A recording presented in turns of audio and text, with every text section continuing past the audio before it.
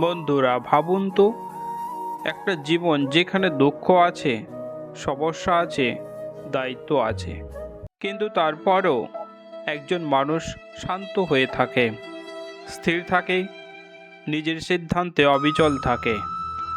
এই শক্তি কোথা থেকে আসে? যে শক্তির কথা আজ বলবো, সেটা ভগবান শ্রীকৃষ্ণ মানুষের কল্যাণের জন্য রেখে গেছেন। এই শিক্ষা শুধু ধর্ম নয়, এগুলো জীবন বদলে দেওয়ার বিজ্ঞান। নমস্কার বন্ধুরা, আমি বিজয়। আপনি যদি শ্রীকৃষ্ণের ভক্ত হন, তাহলে কমেন্ট বক্সে অবশ্যই লিখে দিন জয় শ্রীকৃষ্ণ।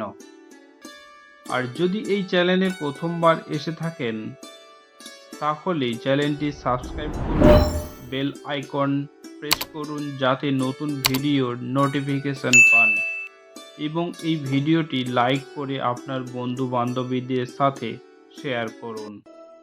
আজ আমরা কৃষ্ণের সেই উপদেশগুলো নিয়ে আলোচনা করব, যেগুলো 5000 বছর আগে বলা হলেও আজকের মানুষ, আজকের সমাজ, আজকের সমস্যার সাথেও 100% মেল।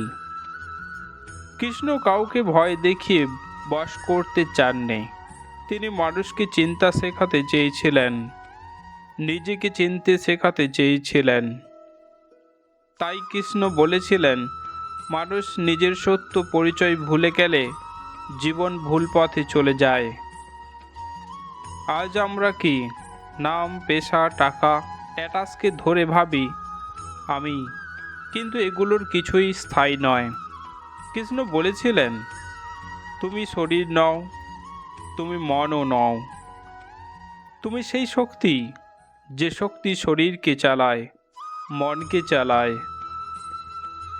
যুক্তির দৃষ্টিতে তিনি বোঝাতে চেয়েছেন, আপনি যখন ঘুমিয়ে থাকেন, আপনার পেশা, নাম, রাগ, ভয় কিছুই থাকে না, তবু আপনি আছেন। এর মানে আমাদের সত্য সত্তা, চেতনা। এই শিক্ষা জীবনে কেন জরুরি?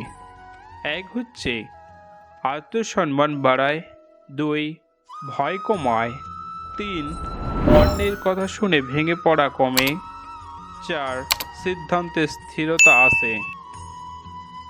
যে মনকে জয় করলো, সেই জীবনকে জয় করলো।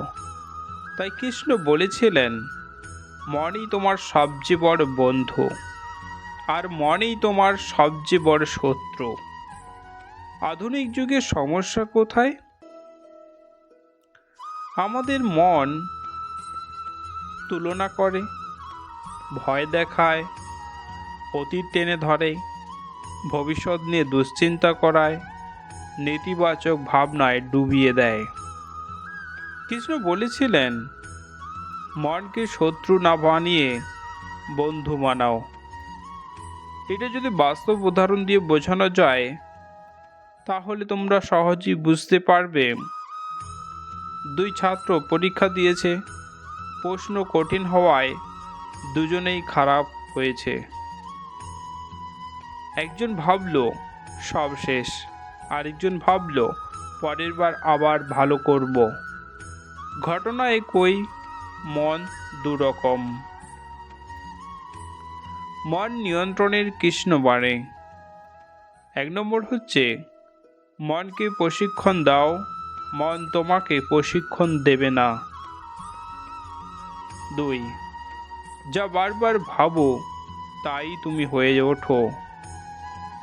এর উপকারিতা কি জানেন? চলুন। 1 নম্বর হচ্ছে চিন্তা স্থির হয়, 2 হচ্ছে রাগ কমে, 3 হচ্ছে টেনশন কমে, 4 হচ্ছে কাজের প্রতি মনোযোগ বাড়ে। এরপর হচ্ছে ত্যাগ, যা ছাড়বে তাই তোমায় মুক্ত করবে। কৃষ্ণ বলেছিলেন, আসক্তি হলো সব দুঃখের মূল। আসক্তি কি কি তাহলে জেনে নেই। 1 হচ্ছে টাকা, 2 হচ্ছে সম্পর্ক, 3 হচ্ছে অহংকার, 4 হচ্ছে সুনাম, আর শেষতম হচ্ছে ফলের প্রত্যাশা। তাহলে যুক্তি দিয়ে বোঝা যাক। যখন আমরা কিছু জোর করে চাই, তখনই দুঃখ জন্মায়। আপনি কাউকে ভালোবাসেন, এটা সুন্দর কথা, কিন্তু আপনি চাইছেন যে আপনাকে অবশ্যই ভালোবাসবে, এটাই দুঃখ তৈরি করে। এখানেই কৃষ্ণের শিক্ষা হলো, জীবনে যা যায় তা যেতে দাও, যা আসে তাকে স্বাগত জানাও। এর উপকারিতা কি বোঝা যায় তাহলে? এক হচ্ছে মানসিক শান্তি পাওয়া যায়, দুই হচ্ছে সম্পর্কে টানাপোড়েন কমে, আর তিন হচ্ছে অতিরিক্ত প্রত্যাশা কমে। এরপর কর্তব্য। কর্তব্য ফল নয়, কাজই তোমাকে গড়বে। এটাই কৃষ্ণের সবচেয়ে বিখ্যাত উপদেশ। কাজ করো, কিন্তু ফলের উপর অধিকার চেও না। কেন জানেন? কারণ হচ্ছে ফল তোমার হাতে নেই। আপনি পড়াশোনা করবেন, এটা আপনার হাতে, কিন্তু আপনার নাম কত র্যাঙ্কে আসবে এটা আপনার হাতে নয়। আপনি যদি ব্যবসা করেন, এটা আপনার হাতে, কিন্তু লাভ হবে কি না তা পুরোপুরি আপনার হাতে নয়। তাহলে ফল কি হয়? যদি আপনি কাজের বদলে ফল নিয়ে চিন্তা করেন, মন ভেঙে যায়, ফোকাস নষ্ট হয়, কাজে মান কমে যায়। এখানে কৃষ্ণের বাণীতে যেটা বলা হয়েছে যে তুমি তোমার চরিত্র ও পরিশ্রম তৈরি করো, ফল সময়ে সব ঠিক হয়ে যাবে। এরপর আসে সময়। সব কিছুরই সময় আছে। কৃষ্ণের অসাধারণ দৃষ্টিভঙ্গি, সব সময় সব কিছুরই বিচারক। আপনি যত চেষ্টা করছেন কিন্তু ফল নেই, কষ্ট হয়, হতাশা আসে। কৃষ্ণ এখানে বলেছেন, গাছ লাগানোর পর ফল পেতে সময় লাগে। যদি উদাহরণ দিয়ে বোঝানো যায় তাহলে তোমরা সহজে বুঝতে পারবে যে বীজ লাগানো হলো, তারপর চারা গাছ হয়, তারপরে গাছ হয়, তারপরে ফুল ফোটে, তারপরে ফল হয়। সেই রকমই আরেকটা যদি বাস্তব উদাহরণ দেওয়া যায়, ছাত্ররা পড়াশোনা করে, চেষ্টা করে, জ্ঞান লাভ করে, অভ্যাস করে, তারপরে সাফল্য আসে। আরেকটা যদি বাস্তব উদাহরণ দেওয়া যায় তাহলে বুঝতে পারবে সহজেই, ব্যবসাতে পরিশ্রম করতে হয়, অভিজ্ঞতা করতে হয়, তারপরে উন্নতি লাভ করে। যদি যুক্তি দিয়ে বোঝানো যায় যে কাজ তাড়াহুড়ো করে হয় সেটা বেশিরভাগ সময় স্থায়ী হয় না। কৃষ্ণের এখানে শিক্ষা হলো ধৈর্য হলো শক্তি। এরপর আসি রাগ। রাগ বুদ্ধিকে অন্ধকার করে দেয়। কৃষ্ণ বলেছিলেন, যে মানুষের রাগ হয় তারপরে বিভ্রান্তি শুরু হবে, বিভ্রান্তির পর হচ্ছে ভুল সিদ্ধান্ত নেবে, ভুল সিদ্ধান্ত নিলেই তবে ধ্বংসের পথে ধাবিত হবে। রাগের সময় আমরা কখনো ভালো সিদ্ধান্ত নিতে পারি না।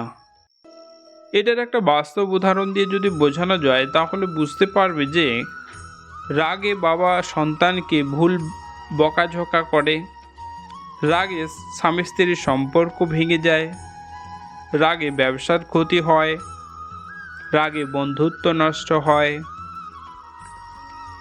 এখানে সুন্দর একটি কৃষ্ণের ব্যাখ্যা তুলে ধরেছেন, যেটা হচ্ছে রাগ আগুনের মতো, আগে নিজেকে পোড়ায়, তারপর অন্যকে পোড়ায়। নেক্সট, এরপর আসছে সঙ্গ। যাদের সাথে চলবে তেমনই হবে। কৃষ্ণ বলেছেন যে সৎসঙ্গ তোমাকে উঠিয়ে দেয়, অসৎসঙ্গ তোমাকে নামিয়ে দেয়।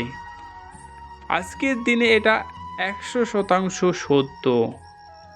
আপনার বন্ধু যদি নেগেটিভ হয়, অলস হয়, অভিযোগী হয়, হিংসুক হয়, তাহলে আপনিও ধীরে ধীরে তেমনই হয়ে যাবেন।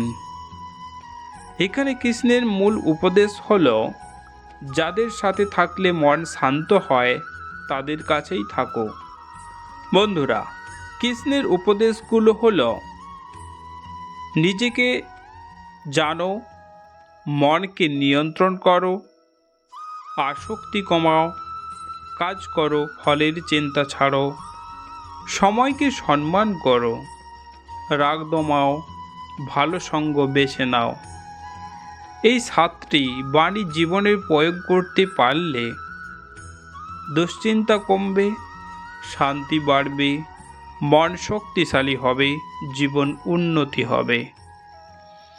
যদি মনে হয় যে কৃষ্ণের আজকের এই শিক্ষা আপনাকে একটু হলেও স্পর্শ করেছে, তাহলে মন্তব্যে লিখুন, আমি আজ থেকে কৃষ্ণের পথে চলব। জয় শ্রীকৃষ্ণ।